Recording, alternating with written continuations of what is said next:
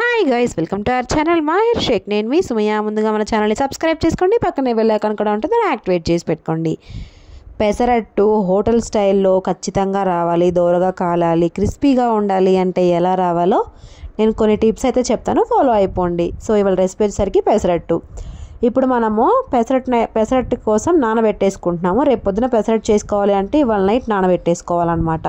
చూడండి, ఇది వచ్చరికి గిద్దెడు. ఒక గిద్దెడుతో నేను మీరు కావాలంటే గ్లాస్ కూడా తీసుకోవచ్చు. ఇలా ఒక గ్లాస్ వరకు పెసరపప్పు గుండుగా ఉన్నది తీసుకుంటున్నాను. ఇప్పుడు అందులోనే అరకప్పు వరకు, అర గిద్దెడు వరకు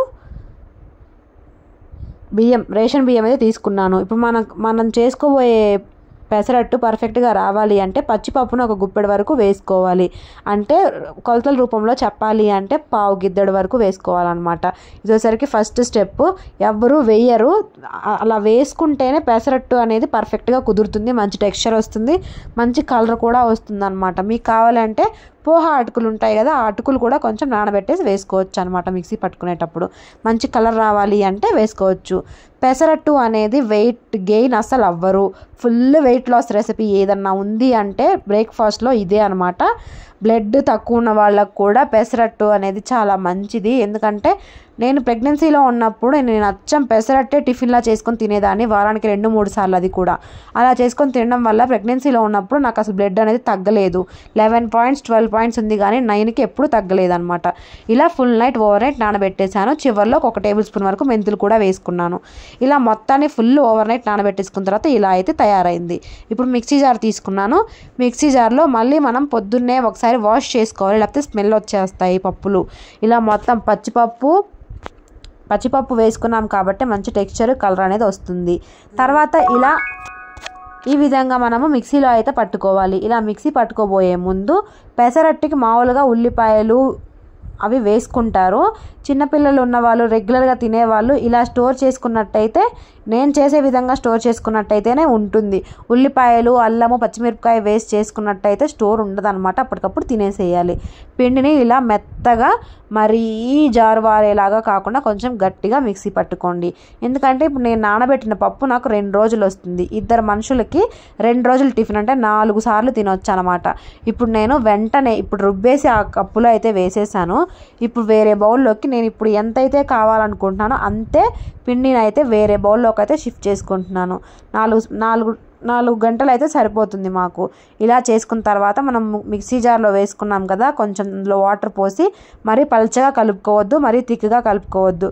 థిక్గా కలుపుకున్నట్టయితే మనం వేసుకునే దోశ అనేది దిబ్బగా ఉంటుంది, సరిగా కుక్ అవ్వదు అనమాట. తినేటప్పుడు కూడా ఒకటి తినంగానే ఫుల్గా అనిపిస్తుంది. 2-3 తినాలి అంటే దోశ తిన్న తృప్తి ఉండదు అనమాట. సో మరీ పల్చగా కాకుండా, మరీ గట్టిగా కాకుండా, దోశ కన్సిస్టెన్సీ కన్నా కొంచెం తేడాగా ఉండేలాగా కలుపుకోండి. దోశ మరీ పలుచగా కలుపుకుంటాము, దీన్ని కొంచెం తిక్కగా, అంటే మరీ తిక్కు కాదు, నేను ఇప్పుడు చూపిస్తున్న కన్సిస్టెన్సీ ఉంటే సరిపోతుంది అనమాట. ఇప్పుడు అందులోనే ఉప్పునైతే వేసుకున్నాను. ఇలా వేయడం వల్ల సోడా ఉప్పు వెంటనే వేసినా సరిపోతుంది. ఇప్పుడు మనము ఉల్లిపాయలు స్టోర్ చేసుకునేటప్పుడు, అంటే మిక్సీ జార్లో వేసుకునేటప్పుడే వేసుకుంటారు మామూలుగా హోటల్స్లో చేసుకునేవాళ్ళు. ఇప్పుడు మనము దోశ పిండికి అట్లా గనక వేసుకున్నట్టయితే బాగా పులిసిపోతుంది, అదొక రకమైన స్మెల్ వస్తుంది అనమాట. అందుకోసమని ఇప్పుడు మనం టాపింగ్కి వేసుకుందాము. మామూలుగా పెసరట్టుకు ఉప్మా అనేది జోడీ అనమాట. మనం ప్లెయిన్గా ఉల్లిపాయ పెసరట్టు చేసుకుందాం. ఇప్పుడు మనకి ఏది కావాలంటే అది చేసేసుకోవచ్చు అనమాట. ఇప్పుడు నేను చాపర్ తీసుకున్నాను. ఒక ఉల్లిపాయ, ఒక పచ్చిమిరపకాయ, ఒక 1/2 టేబుల్ స్పూన్ వరకు జీలకర్రని ఇలా రఫ్గా ఆడిచ్చేసుకున్నాను అనమాట. ఇలా అయిపోయిన తర్వాత అంతలోపు చూడండి, మనం సోడా ఉప్పు కలిపి పెట్టుకున్నాం కాబట్టి పైనంత వరకు ఒక లేయర్ కొంచెం ఒక గ్రీనిష్ కలర్లోకి అయితే వచ్చేసింది. సో కన్సిస్టెన్సీ ఇంకా థిక్గా అనిపించి నేను ఇంకొంచెం వాటర్ అయితే యాడ్ చేసుకున్నాను. ఇలా చేసుకున్న తర్వాత బాగా కలిపేసుకుని దోశ పెనం మీద బాగా వేడైన తర్వాతే ఒక్కటే స్పూను, చిన్న స్పూన్ అయితే 1 స్పూను, పెద్ద స్పూన్ అయితే 1 స్పూను, చిన్న స్పూన్ అయితే 2 గంటలు అలా వేసుకొని బాగా దోశలాగా స్ప్రెడ్ చేసేసుకోండి. నేను మీకు ప్లెయిన్ దోశ కూడా వేసి చూపిస్తాను. మంచి దోరగా కాలాలి అంటే కొంచెం నెయ్యి వేసుకోండి. లేదు అనుకుంటే మీరు నానబెట్టినప్పుడు అటుకులు వేసుకుంటే మంచి దూర కలర్ అయితే వచ్చేస్తుంది. టేస్ట్ మాత్రం అచ్చం హోటల్ స్టైల్లో లాగా రావాలి అంటే ఈ పచ్చిపప్పు అనేది సీక్రెట్ అనమాట, ఎవరు చెప్పరు అసలు. చూడండి ఇలా దోరగా కాలిన తర్వాత మాత్రమే రెండో వైపు కాల్చుకోండి. అసలు మామూలుగా కొంచెం పలుచగా స్ప్రెడ్ చేసుకుంటే అది కూడా అవసరం లేదు. దీన్ని నెయ్యితో కాల్చుకున్నట్టయితే అమోఘం అనమాట. అసలు నేనైతే ఎప్పుడు మా పిల్లలకి నెయ్యితోనే ఇస్తాను, ఎందుకంటే పిల్లలు ఆ విధంగా అన్న నెయ్యి తింటారు అని చెప్పేసి. ఇంకా రెండో వైపు కాల్చుకునేంత కూడా అవసరం లేదనమాట. ఒకవైపే బాగా ఇలా దోరగా కాల్చుకున్నట్టయితే, ఇలా ట్విస్ట్ చేసుకున్నట్టయితే సరిపోతుంది. చూడండి ఎంత దోరగా పెసరట్టు పర్ఫెక్ట్గా దోశలాగా ఎలా వచ్చిందో మీరు అసలు నమ్మరనమాట. ఎవరు చెప్పని ట్రిక్స్ టిప్స్ నేనైతే చెప్పాను. మీకు కూడా నచ్చుతుందనే అనుకుంటున్నాను. దీన్ని గట్టి చట్నీతో సర్వ్ చేసుకుంటున్నాను.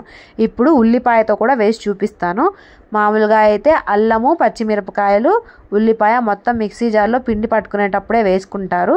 అలా వేసుకున్నా కానీ అరోమా అనేది చాలా బాగుంటుంది. అలా కూడా ఒకసారి ట్రై చేయండి.